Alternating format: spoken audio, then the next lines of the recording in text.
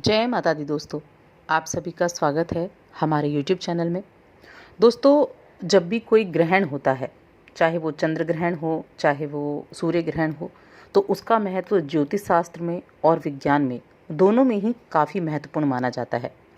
ग्रहण एक ऐसी खगोलीय घटना होती है जिसमें पृथ्वी सूर्य की रोशनी को चंद्रमा तक पहुंचने से रोकती है, और जब पृथ्वी सूर्य और चंद्रमा के ठीक बीच में होते हैं तो चंद्र ग्रहण लगता है। चंद्र ग्रहण हमेशा पूर्णिमा तिथि के दिन होता है और सूर्य ग्रहण हमेशा अमावस्या तिथि के दिन होता है। इस वर्ष का पहला चंद्र ग्रहण मई के महीने में है, 26 मई के दिन, और इस चंद्र ग्रहण का प्रभाव भी उतना ही प्रभावशाली होगा जितना कि बाकी ग्रहण का होता है। ये शुक्ल पक्ष की पूर्णिमा तिथि है, जिसको वैशाखी पूर्णिमा, बड़ी पूर्णिमा भी कहा जाता है। तो इस दिन चंद्र ग्रहण होने वाला है। अब ये चंद्र ग्रहण किस समय होगा, इसका सूतक समय क्या होगा, किस राशि में ये ग्रहण लगेगा और कुंभ राशि के लोगों के लिए किस तरह के प्रभाव ये देने वाला होगा, क्योंकि जब भी कोई ग्रहण होगा तो उसका अशुभ और शुभ दोनों ही तरह के प्रभाव आपको अपने जीवन में देखने को मिलते हैं। तो सब कुछ जानेंगे हम इस वीडियो में विस्तार से।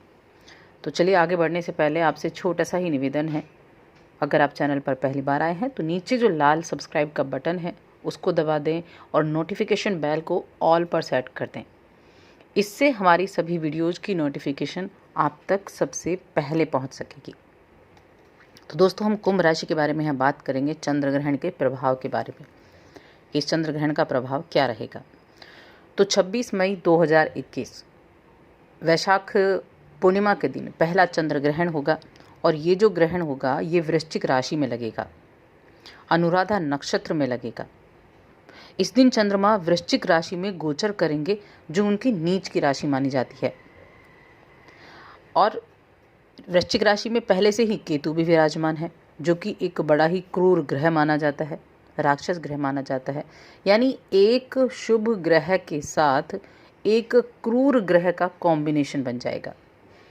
अब चंद्र और केतु की युति जब भी होती है ज्योतिष शास्त्र में, तो ये कॉम्बिनेशन अच्छा नहीं माना जाता है, क्योंकि जब चंद्र और केतु इकट्ठे होते हैं तो शुभ फल प्रदान नहीं करते हैं। अब यहाँ डिपेंड करता है कि किस भाव में ये आपके लिए किस तरह का रिजल्ट देते हैं। तो ये जो चंद्र केतु की युति हुई है, यहाँ ग्रहण लगेगा, और जब ग्रहण जिस ग्रह को लगता है वो पीड़ित होता है। अब चंद्र ग्रहण है तो चंद्रमा पीड़ित होंगे, और चंद्रमा पीड़ित होंगे तो चंद्रमा के उपाय बहुत महत्वपूर्ण होंगे। जो चंद्रमा के उपाय हैं वो चंद्रमा को पीड़ित होने से बचाएंगे, और आपके लिए कुछ ऐसी चीज़ें भी बना सकते हैं, ऐसी चीज़ें मजबूत कर सकते हैं जो बेहद लाभदायक रहती हैं। अब ये वृश्चिक राशि में लगा है, और कुंभ राशि वाले लोगों के लिए 10वें भाव में, कर्म के भाव में लगा है।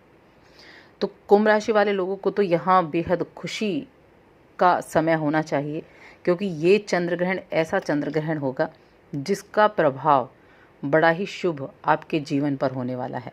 बहुत कुछ आपको इस दौरान मिलेगा। इस ग्रहण के दौरान बड़े उत्तम योग भी बन रहे हैं जो ये ग्रहण लगेगा। यहाँ चतुर्ग्रही योग है, बुध, राहु, सूर्य और शुक्र, ये चारों ग्रह वृषभ राशि में मौजूद होंगे। चतुर्ग्रही योग है इस पहले चंद्र ग्रहण के दिन। और शनि मकर राशि अपनी राशि में बैठे हैं, मंगल मिथुन राशि में है, गुरु जो है वो कुंभ राशि में बैठे हुए हैं। तो ये बड़ा ही ग्रहों का तो बहुत ही सुंदर संयोग है, और आपके लिए सबसे सुंदर संयोग है, बहुत उत्तम रहेगा। अब इस ग्रहण के अगर हम समय की बात करें कि ये जो ग्रहण है ये कब लगेगा, तो ये दोपहर 2:17 से शुरू होगा और शाम 7:19 तक लगेगा। लेकिन यहाँ ये उपछाया चंद्र ग्रहण है, यानी ये ग्रहण भारत में दिखाई नहीं देगा। अब देखिए, जब भारत में नहीं दिखाई देगा इसका मतलब ये नहीं कि इसका प्रभाव नहीं होगा। ग्रहण तो लगा, अब वो भारत में दिखा कि नहीं दिखा। भारत में सूतक काल नहीं लगेगा। सूतक काल जब चंद्र ग्रहण आपको दिखाई देता है तब सूतक काल लगता है, 9 घंटे पहले से सूतक समय प्रारंभ हो जाता है। इसलिए धार्मिक प्रभाव जो है, ये सूतक जो है इसका, ये मान्य नहीं होगा। लेकिन थोड़ी थोड़ी जो चीज़ें हैं उनका ध्यान रखें, थोड़ी थोड़ी चीज़ों पर सावधानियाँ रखें। जैसे जो गर्भवती महिलाएं हैं वो चाकू छुरी का इस्तेमाल ना करें इस ग्रहण की अवधि के दौरान। और जो भी आपके खाने पीने की चीज़ें हैं, जो आपने खाना बना कर रखा है, जो बचा हुआ खाना रसोई में रखा है, उसमें आप तुलसी के पत्ते डाल दें। हर एक में एक एक तुलसी का पत्ता डाल दें, तो वो वहाँ नेगेटिव चीज़ों से बचेगा।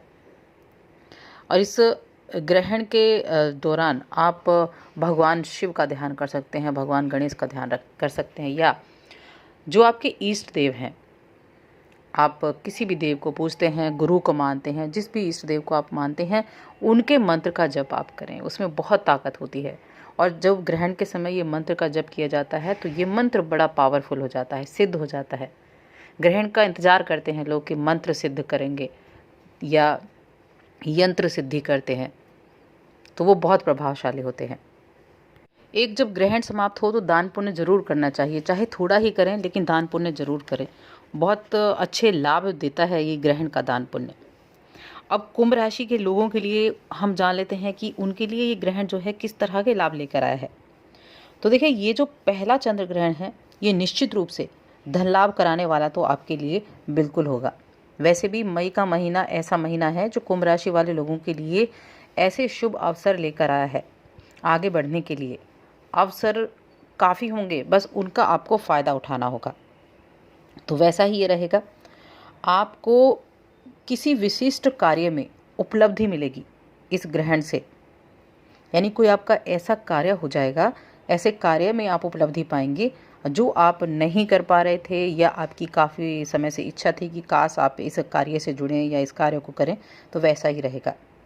कोई ऐसा कार्य बनेगा जो रुका हुआ था, प्रमोशन रुका हुआ था तो प्रमोशन भी हो सकता है।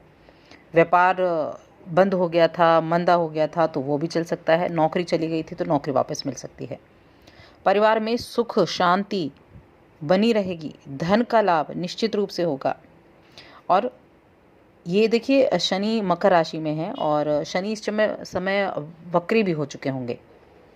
तो शनि वक्री हैं, 7.5 आपके ऊपर चल रही है। धन तो आएगा ही, लेकिन खर्चे का योग भी बनेगा क्योंकि 12वें भाव में है। तो यहाँ आपको ये देखना है कि आप अपने पैसे को कैसे बचाते हैं, पैसा कैसे बचाना है, इस पर आपको ध्यान देना होगा। तो आपको इसके लिए इन्वेस्टमेंट की तरफ ज़्यादा ध्यान देना है। जब तक आप पैसा बचाएंगे नहीं तब तक धन आने का कोई फ़ायदा नहीं। तो धन आने का ज़बरदस्त योग है, रुका हुआ पैसा मिलने का योग है इस ग्रहण काल से। तो आप इस समय बस अपने खर्चों पर नियंत्रण रखें, खर्चों पर ध्यान दें।